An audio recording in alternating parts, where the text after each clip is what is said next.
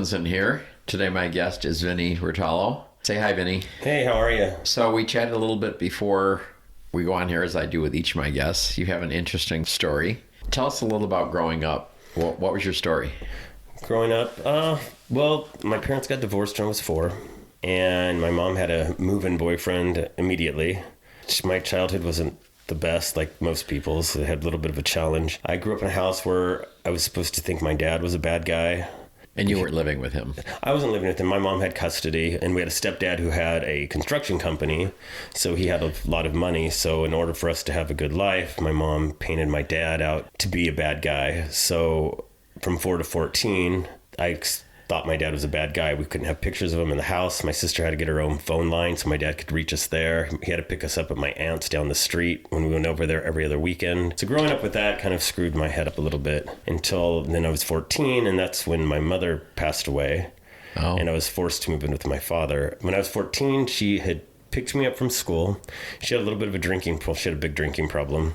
And my sister and I had been collecting her VO bottles, which is whiskey, under a cabinet where we were going to confront her with probably a few days before this even happened. And she'd picked me up, brought me home, and I went in my room and watched Days of Our Lives while she made me a snack steak like any other 14-year-old. And I heard her call my name once, and then a second time, and then a third time, and then I heard a thud to the floor, and I ran into the kitchen, and she was on her back and had wet her pants already, and I went to the floor and tried to wake her, and saw if she hit her head, but she was turning blue, so I ran to the phone. I called 911, and they told me to calm down, and they coached me on CPR, which I'd never done before, obviously, and I remember getting her last breath, and then the lady told me to sit tight, that the ambulance and them were going to be there shortly. And then she just hung up on me, hung up with me, didn't wait with me. She did? She did. But the That's ambulance should have. wild. I know, isn't that kind of crazy? Yeah. So then, that's not what they do on TV in the movies. No, Come on. So then they showed up and they worked on her in the kitchen, and they found like her Dexatrim she used to take. I don't know if you know what Dexatrim is. No. It's a diet pill that used to be that makes your heart race. And they found a glass that was half full of VO and asked me if it was mine. I said no.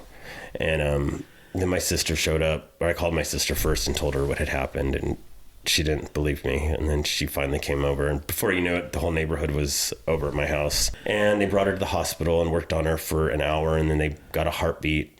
And we said we didn't want her back like that. She wouldn't want to be back like that. So we lost her. And then I was forced to move in with my father, who I'd hated, which I didn't know why I hated him until I went to therapy. And my first therapy session ever, my therapist took a phone call in the middle of our session, and which is really, I guess, unprofessional. Very. And my new therapist found out, and I don't know what she did, how she took care of it, but she was pissed. And so I've been in therapy since, because it kind of screwed me up. I was a mama's boy. So, and one of the last things my mom said to me, because at 14, you know everything, you know what I mean? I just tell my mom to F off. I used to do all kinds of nasty things. And she asked me why I didn't love her. One of the last things she said to me. And so that kind of stuck on me. Anyway, I moved in with my father, resented him, didn't know why until I figured out that my mom had brainwashed me some sorts. And I don't think she realized what she did. But she did the best job she could, which some people aren't supposed to have children. And I think she was probably one of those people. But she did what she could. So then I moved in with my father. I forced to move in with my father. And my sister eventually moved in. And my sister and I used to fight all the time. But I think it's horrible to say, but my mother's death brought my sister and I closer together. And so I talked to my sister like once a week still, and I talk to my dad 2 or 3 times a week now. So our relationships have gotten stronger. I'm still dealing with all this. I haven't dealt with it quite yet. I haven't found a therapist that will listen to me when I tell them I want to talk about if I try to steer away from talking about my mother, don't let me, but they always let me. So, because I always trying to find a way, I don't want to deal with it. So you're living with your dad. And my father and we wrote him this horrible letter. I remember him showing it to me, and I wrote him another one, and I apologized, and I love my dad more than anything now. He's like my role model. Oh, that's cool. And I wish I could be more like him. So we have made up, and we've had our differences. Like some other things that have happened, like him catching me smoking pot or oregano, which I thought was pot. But I still got in trouble for it. Well, you're Italian. Don't they do oregano, not pot? And I think how old was I? I was probably 15 or 16. Oh, that's pretty funny. And did the oregano make you high? and I remember smelling it. I'm like, I don't know if this is really pot. And so... Well, nobody sold that to you, though, right? Oh, they did. Oh, they sold you oregano? Oh, my God. So, and then I got in trouble for that. And then, so then actually, eventually I went to college. Well, I went to City College in Fresno because I graduated high school with a 1.9, but I knew I was going to go away to college and I didn't want to take the SAT. So I went to City College and I graduated with 3.7. So, oh, that's good. Yeah. So you kind of pulled yourself up. I did. And so then I went to Chico State, and my first year, most of the classes told me I didn't have to come to class, which I wish they wouldn't have said that because I didn't go to any of the classes. I just had to be there. Why would they tell you that? Because you have to go. Just make sure you're there for the final, and you're there for the whatever there's a test. So I'm like, oh, I guess I don't need to go to class. I hate school so much.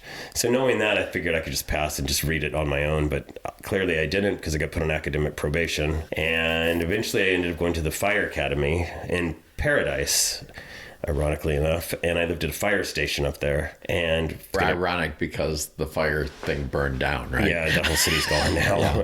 So I failed the EMT test. I wanted to be a fireman so bad, but I failed the EMT test twice, so I had to leave. And then I decided to go back home, and I decided to go to the Coast Guard. And then my knee blew out from a prior ski injury that I had, and I was not supposed to ever go to the Coast Guard, I found out. And I had to wait till my knee was 100% back to normal before they'd send me home. So I got to watch my class graduate. Well, I was still in the medical in Cape May, New Jersey. Oh, that sucks. Yeah, that did suck. And so then I came back home and I was like suicidal because I'm like, I can't do anything. This sucks. And I got a job at George Brown's Fitness. I think it was a gym. And I started dating this girl because I thought I still liked girls. And you were how old then? I was 24. Okay. Maybe younger. But then I met somebody and they knew I was gay. Everyone knew except me. And I tried to fight it a few times. But back then it was like they had this thing called the confidential connection. It wasn't online. You don't get to see pictures. It was all on the telephone or AOL chat rooms. So it's very different than what it is now.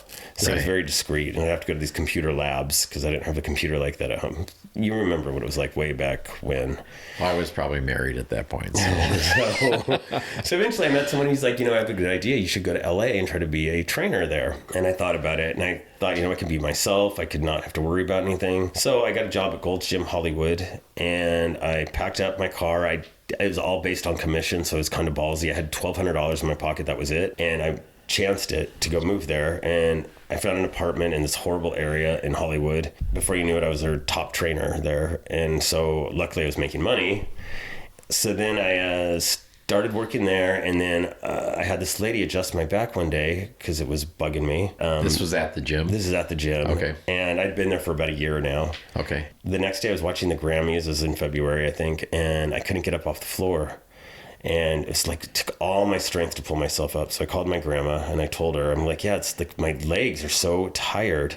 She's like, well, you need to get your ass to the hospital, whatever. So I called my friend, said, is there any way you can come get me? Because I don't think I could drive, and take me to the Cedars. So I go to Cedars and by now it's probably been 20 minutes. I couldn't get out of the car at all. So they had to get a wheelchair and huge wait in the ER. I bypassed everybody and they brought me right back into the ER area, and they said, we're going to have to give you a spinal tap. And so he's like, I looked at the needle and I started to have a panic attack. This needle's huge. It's big, yeah. So then they called my dad and they said, we think your son might be paralyzed and it might be for the rest of his life and you might want to get down here. I already been having a panic attack, and they give me the 4 shots they give you before they give you the spinal tap were the worst. The spinal tap didn't bother me at all. And they're like, don't move. I was like, don't worry. So I couldn't move at all anyway. So they get the spinal tap, and then they did all these other tests on me, and I had a thing called Guillain-Barré syndrome. And I was in the hospital for 3 months, and they told me I'd leave out of there in a walker, but I left in a wheelchair still. Well, and how much of your body was paralyzed? So what part of your body? I was paralyzed from my teeth down. Really? Yeah, and I was in ICU for 3 weeks because my lungs were shutting down. And so I was in really good shape. I just did a fitness magazine layout right before all this happened. And I was meeting with an agency to maybe shoot a commercial, a national commercial, and all this. And then this happened to me. And, you just got to take what you can take. But I was about to give up midway through because it's so hard to breathe. And to sit up for a minute was exhausting to me. So when I told them, I had on my thing to pull the plug if I have to be on a ventilator, and they convinced me to just sign that and say to get rid of that. So I did, and then I figured mind over matter is the only way I was going to make it through this, and I knew I could beat it, and I did. And eventually I was learning how to walk, talk, eat right, everything again. It took 17 weeks to do that. What causes something like that? There's no known cause or cure. They have no idea. Most women in their 50s get it. I said in the news show, because I was on hard copy and on the local news stations for the gym in the hospital, I guess. And they did a story on me. And later to find out, 4 months before I went to the hospital, I'd gotten catastrophic insurance because my dad's insurance had cut me off. And catastrophic insurance doesn't quite cover the therapy I needed to learn how to walk again. The insurance lady, whoever they are that comes in and makes you sign all these papers, came in and said, look, this is what they're going to cover. And if this is what you get, you're not going to walk the same again. And so she's like, you do whatever you can do. So this is the insurance consultant at the hospital, yeah. Right? Telling you all she's that. like, do whatever you can do to get that coverage. So I called them, I called them, and I said, this is what it's covering. Is that right? It's like 3 days a week for an hour a day or 2 days a week. And she's like, yeah, that's all your insurance covers. And I'm like, well, when they do a follow-up story and ask me why I'm not walking normal or any of that stuff, I'm going to tell them it's because Blue Cross cut me off. And she's like, are you threatening us? Because if you're threatening us, we'll get attorneys involved. I'm like, I'm not threatening you, but I'm stating a fact. When they ask me, I'm not going to lie to them. I'm going to tell them because you guys cut me off. She put me on hold, and I got 5 days a week, 2 hours a day of insurance. Good move. But it just made me sad because if there was no news story, and people who don't have a news story, right, you know what they would go through. Yeah, and it would suck. They wouldn't be able to walk the same. Insurance in this country insurance sucks. Companies, yeah. Suck in this. And our medical whole system sucks in this country, but it's another story. So eventually I had 100% recovery. I have a little bit of chronic fatigue syndrome, I think, is what they said. You told me earlier about your bill at the hospital. So my bill was over $1 million, and the hospital wrote it off because of the advertising I got them on the news and everything. The gym raised $20-some thousand for me. They had a jar up at the gym. Wow. Yeah, and some, what's his name? Mickey Rourke, I think, donated money to me. And because the gym has a lot of famous people go there. Right. People like that, which was kind of cool. And well, I can see where that was a story. Because, I mean, you were obviously a trainer. You're a good specimen, shall we say. And then you get, all of a sudden you're paralyzed. Bam. The gym was awesome to me. My boss, Steve Sweener, at the time there, was awesome. They all took care of me really well. And when I went back to work, wasn't as a trainer, as an assistant manager and all that. So they had my back, and which was really good. Then after that, So how long did that hold from watching the Grammys and realizing there's a problem till you said I came back, I'm 100%. What kind of time frame was that? Oh, that was probably 17, probably a year. A year, yeah. Okay. But I have also, there's 2 other people in the hospital. There was 3 other people. One guy passed away. With the same thing as you had? Wow. But I was in really good shape, which held me, and young, which helped my everything. It's your neurotransmitter sends signals to your myelin sheath, which helps you move your fingers and everything. All my myelin sheath was destroyed. So my neurotransmitters were sending signals to nothing. So I had to wait for them to repair. But since I was in decent shape and I was young, they repair quickly. Some people get left a souvenir. Like the doctor would have people come visit me with limps, or the whole face was still paralyzed and not moving at all. And I'm like, can you quit sending people to come see me just to show me that they're alive and they're walking? But I'm like, that's not helping me out at all. Right. So was your chin paralyzed? You said you're up to your teeth. All the way to my teeth. Yeah, everything. I didn't feel anything. So I did feel everything. Excuse me. I did feel everything. It just wouldn't move. Right. So it's not like a numbness. So the engine was running, but it wasn't hooked to the transmission. Right.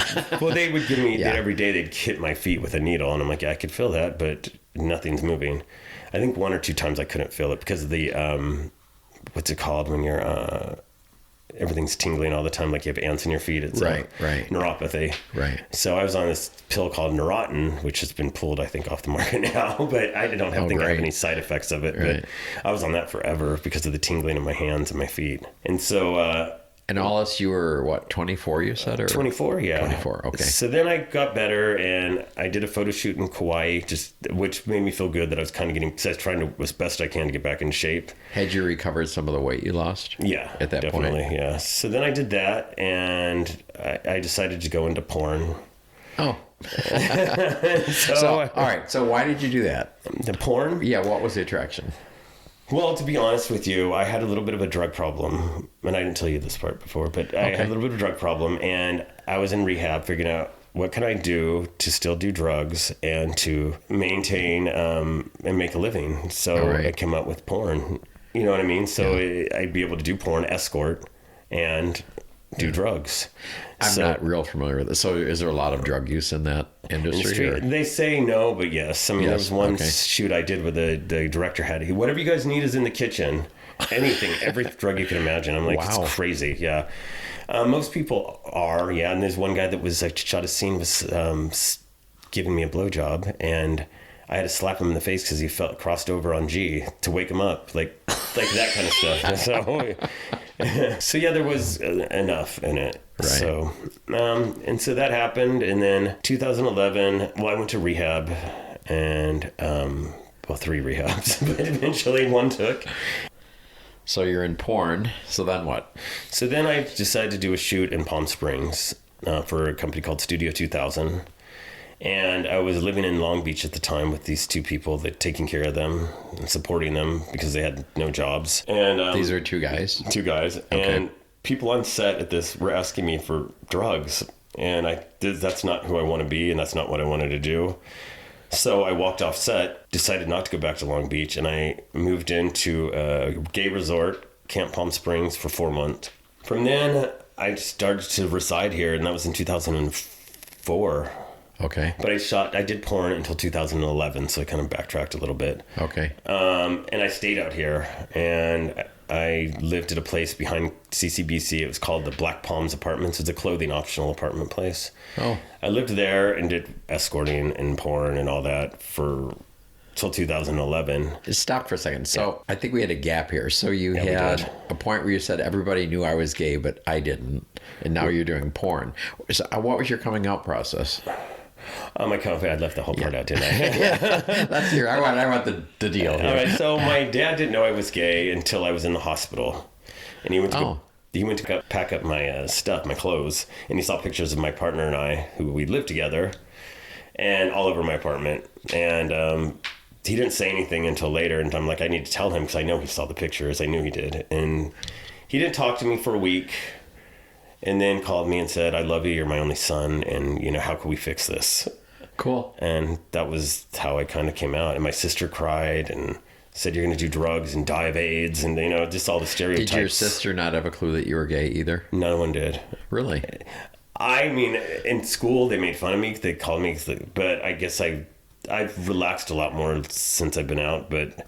No, I always had girlfriends, like cover-up girlfriends, I guess. I thought I liked girls, too. I even made fun of gay people, you know what I mean? But I grew up in a very conservative town, so they're all, like, Trumpers, my family, and you know what I mean? That's what I grew up with. I used to speak on my civics class. I used to be out to speak on the Republican side all the time. Like, really? Yeah.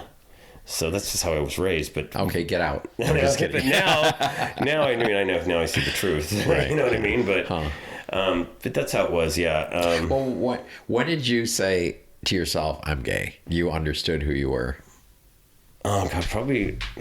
I don't even like to call myself... Because I would still be with a girl now. I mean, I don't consider myself completely... I don't consider myself bisexual. I don't consider myself anything. I just consider myself... You don't like labels? I like to see a soul, and if I fall for that soul, that's what I like. You know what I mean? I don't... It just happens to be in the male form lately, and I haven't been with a girl since I was 23 or 24. So that's been a couple decades. 24 is a big age. So yeah. Okay, so now we'll flip back. You're in Palm Springs. I'm in Palm Springs now. Right. Okay, so you're in Palm Springs. When did you start training and getting into what you do now? I started training when I was 19. And now I'm at the World's Gym. I started there in 2007. Okay. And I've been training there ever since. In between, I worked at like Tropical for a few years. And Do you still go there? don't go there, but I do love Rance and Tony a ton still. They're a big part of my life and my story. They believed in me when I was down at my lowest and still did. I mean, after COVID, Rance called and asked me if I wanted my job back. Wow, cool. Yeah, so they're really good guys, to me. So then I started working at the gym, teaching spin, fitness trainer, and I was super busy before COVID. And then COVID, obviously, like it did to most things, and especially gym things, broke it. And now I'm at the gym, but sometimes I feel like, I don't know, I don't think it's all about me, but I feel like I watch how some of the trainers are with each other, and I'm never really included in any of that, which is fine. I'm like a black sheep kind of there, I think. Do you know why? I think a lot of people, because I had an ad up in Rent Boy, and I don't know, maybe they taught, I don't know, to be honest. And it could be me, because I don't really I'm as outgoing. I'm very introvert, I think you would say. When I go to a party, I like stand in the corner, because if I don't know anybody, but if I do know you, I'll talk your ear off. Right. But if I don't know people, I'm very shy and very secluded. But there are people there that I love at the gym. I love Jill. I love Chris, Lewis. Like, you know what I mean? Other people I don't really know, so I don't really... Right. Well, there seems to be a lot of trainers around there. There is. And I mean, I have fun. When I train people, it's usually we're laughing. I make sure we have a good time. I want them to look forward to coming to the gym, not to have work. Right. And so are most of your guys like retirement age guys, your clients? The most part, yeah. I have one 25-year-old, but I haven't had him in a while. And I had one girl. I had two girls, now I have one girl. And the rest are all guys. Yeah, probably Wait, there's a 25-year-old in Palm Springs? I know, right? He's like is he a unicorn? I know, he's disappeared. So, and then, yeah, most of then anywhere between 45 to 73 probably are my age that I have there. Okay. So, yeah, and that's my story for now. I mean, it's always something different every day happens, but, I try to take everything with a grain of salt. I try to learn from all my experiences. I try not to bitch and complain about the cards I was dealt with some of my life. I just learn from it, and I don't want to ever hear anyone else be negative or depressed about their life, because we all have our issues that we've got to deal with, and no one has a right to judge anybody for what they choose or what they do in life. It seems like there's a lot of that here. I try to keep my thoughts to myself or to some clients that I have. We share our thoughts, but it is what it is. Life is challenging, or it's as challenging as you want to make it. You know what I mean? And you can make it easy, or you can stay positive. I always learned that having a positive attitude, positive things are going to happen. You always talk negative. It's like the secret, I guess I always say. Yeah. If you have bad thoughts, bad shit's going to happen all the time. So you watched that DVD? I did see that DVD. Yeah. I watched it early on. I really liked it. Yeah, it is. And I believe it's true. I mean, it's a law of attraction. It is. Yeah. And you keep I can't believe my mom died. Oh, I was paralyzed. Oh, I had a drug addiction. If I did that all the time, all this bad shit would happen to me. But I try to turn all the negative into positive and just, and live life the best you can. I mean, of course I have my dark days, and I'm supposedly bipolar too. And I'm on my medication, my happy pills, I call them.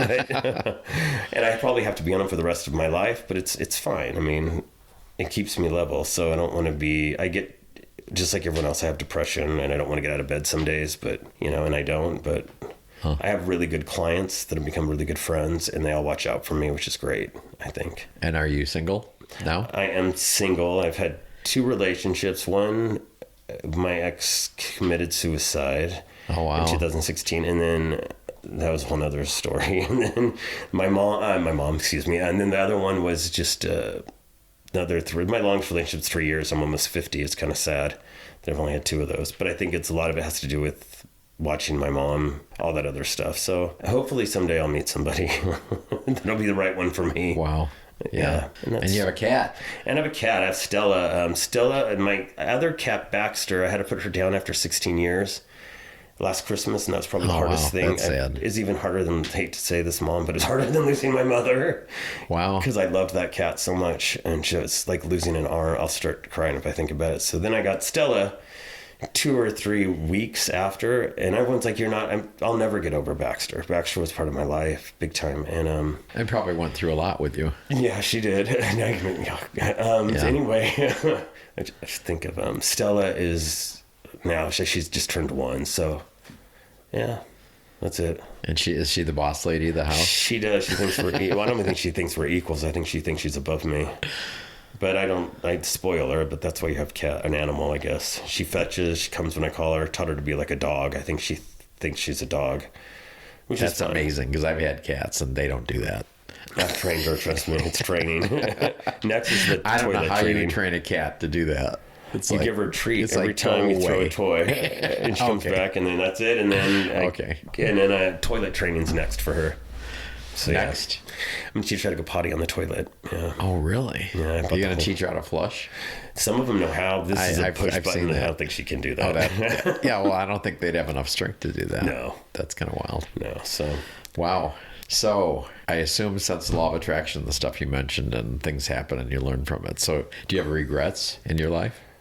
I don't, because it helped me to be the person I am today. I mean, Right. Of course, I wish things would have been different for me. I wish I would have never got caught up in drugs. I wish I don't, because actually, you know what, I don't, because it'll make me be who I am today, and I Right. do like who I am today. I don't love who I am today, but I like who I am today, and it's always a work in progress, right? Right. Well, great. A couple times you said, well, that's another story. So maybe we need a sequel to this one of these days. But thank you so much for coming in. It's really great meeting you for the first time and talking to you. Oh, thank you for showing interest in me. I appreciate it. Thanks, Vinnie. Thanks.